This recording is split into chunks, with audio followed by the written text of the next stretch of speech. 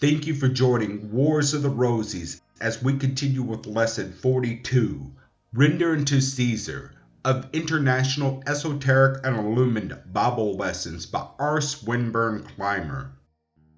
International Illuminated Bible Lessons prepared for the Sunday Schools of the Church of Divine Illumination, Matthew 22nd chapter, 15th to 23rd verses, Golden Text. Render unto Caesar the things that are Caesar's, and unto God the things that are God's. The Pharisees seemed to feel assured that in some subtle way they could cause Jesus to blunder, but the Master read men's hearts and did not judge them by their outward appearance and demeanor. These hypocrites came to him seemingly in the most friendly manner. They even paid him extreme courtesy, calling him master, and used the most flattering words, thinking they could hide their thoughts and motives of the heart.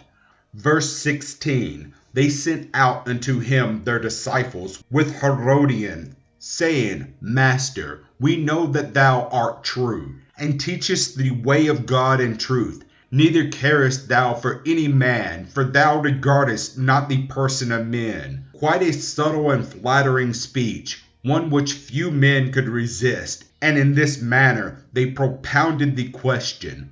Verse 17, Tell us, therefore, what thinkest thou? Is it lawful to give tribute unto Caesar or not?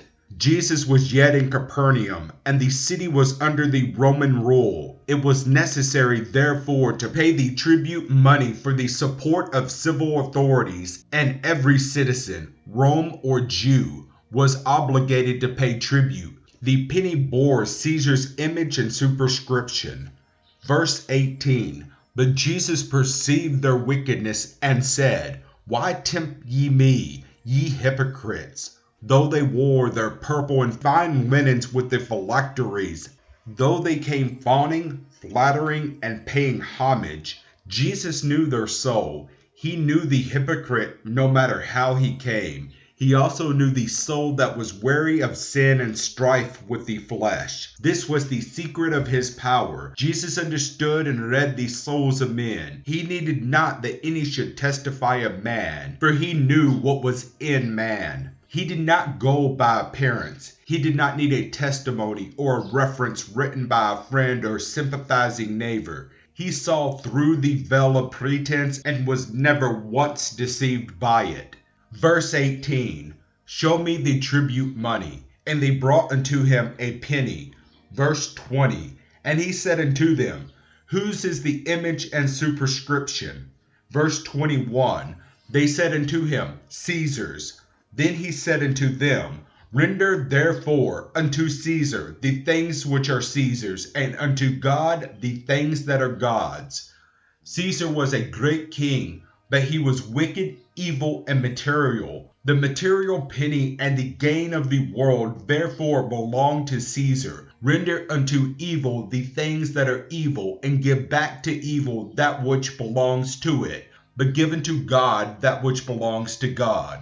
They marveled at these words and went their way. These were great men of the Pharisees and Herodians. They were the smart men, the learned, and held the high places. They knew Caesar's image and superscription, but they did not know God's. God's image stood before them, dealing out truth, love, mercy, and knowledge. But they knew him not. They could but see the man Jesus, whom they could not succeed in overthrowing in subtle and wary questioning and deceit.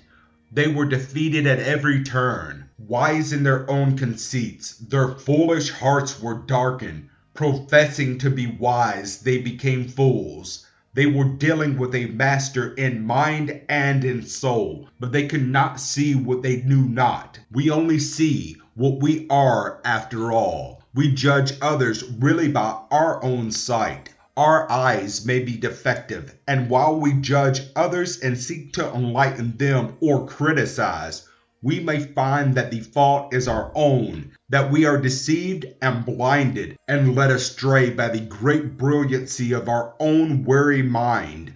Had they known how small and puny their little narrow dwarfed souls were, they would have known much more than they thought they knew. They were a perfect illustration of egotism and conceit, and we see how it blinds the heart and holds men from the truth. A harlot, a publican, or sinner is not half as hopeless as a bigoted, conceited mind that knows so much that even a son of God cannot teach him.